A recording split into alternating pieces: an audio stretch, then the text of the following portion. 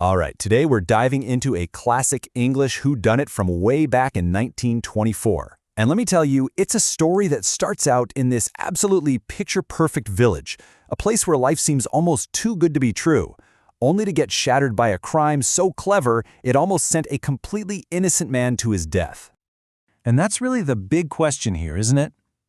We're going to explore how this idyllic little town became the backdrop for a murder that stumped everyone, and how, somehow, all the evidence ended up pointing directly at the town's most beloved hero. So, first, let's set the stage. Picture this, the village of Terriford. It seriously feels like something out of a storybook. You know, a peaceful, old-fashioned English hamlet, where horrible things just don't happen. Or at least, that's what everyone thought. I mean, the way the original story describes this place, it's just beautiful. It's this little haven surrounded by ancient forests and these gorgeous old trees.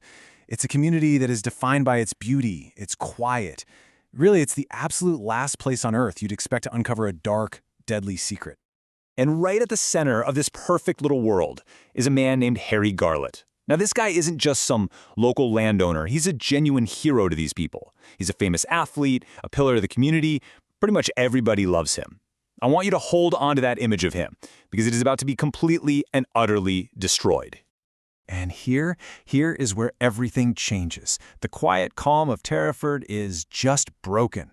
We go from a sunny day at the cricket pitch to a dark, silent house in the middle of the night, where a sudden and very mysterious death flips this whole story on its head. Okay, so every single detail from this night ends up being incredibly important.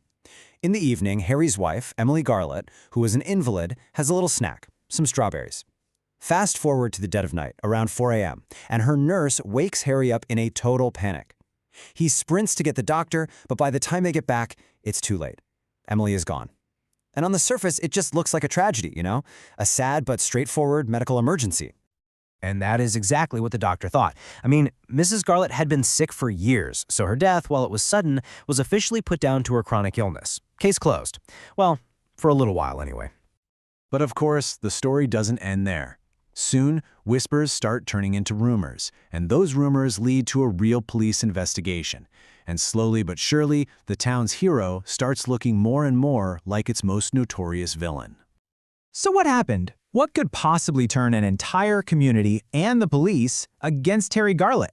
Well, the prosecution put together a case that honestly looked absolutely solid. It all came down to this. First, they had a motive. Harry was in love with another woman, Jean Bauer. Then, they had the means. His neighbor kept arsenic, poison, in an unlocked cupboard, and Harry knew about it. Third, opportunity. He was with his wife that evening. And the final brutal nail in the coffin? The police exhume his wife's body, and they confirm she was poisoned with arsenic. It's just a devastating web of evidence. And the timing. Oh, the timing is what really sealed his fate in everyone's minds. Just 7 months. 7 months after his wife of many years passes away, he proposes to his new secretary. To the village, and especially to the prosecution, this didn't look like a new romance. This looked like the reason for the murder. And just like that, the unthinkable happens. Harry Garlett, the celebrated cricketer, the generous squire, the man everyone looked up to, is arrested and charged with the cold-blooded murder of his own wife. His fall from grace was just total. But there was one person who refused to believe it. His fiancée, Jean Bauer. She was completely convinced he was innocent, and she quickly realized that if the real truth was ever going to come out, she was going to have to be the one to find it.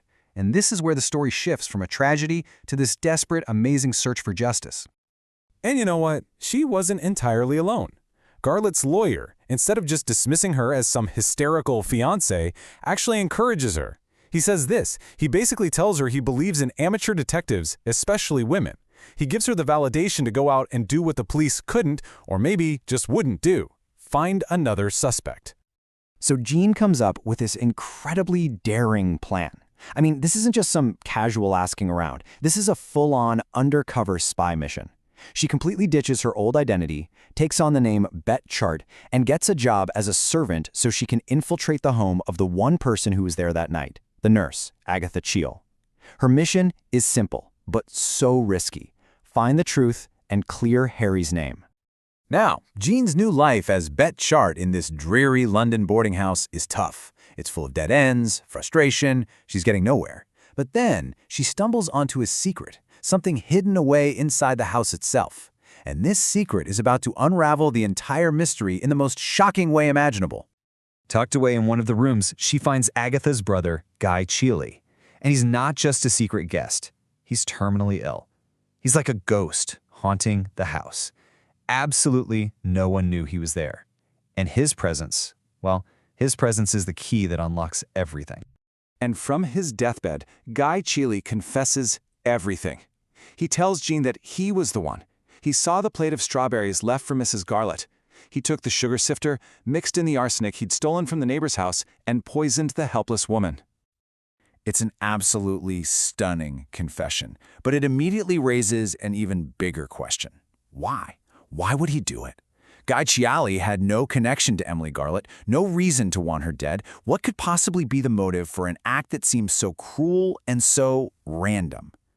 And it turns out the motive wasn't hatred. It was a twisted, desperate act of love. You see, Guy knew that his sister Agatha was going to inherit £1,000 when Mrs. Garlett died. And since he was dying and had no money, he saw that inheritance as the only way she could afford to take care of him. So he killed Mrs. Garlett to get his sister that money. And poor Harry Garlett? He was just the perfect, convenient scapegoat whose own actions made him look incredibly guilty. The signed deathbed confession is rushed to the courthouse. It's read aloud right in the middle of the trial, a last-minute bombshell that just completely blows the prosecution's case to pieces. The mystery is solved, and Harry Garlett, a man just moments away from being found guilty, walks out a free man. But the story leaves us with this really unsettling question.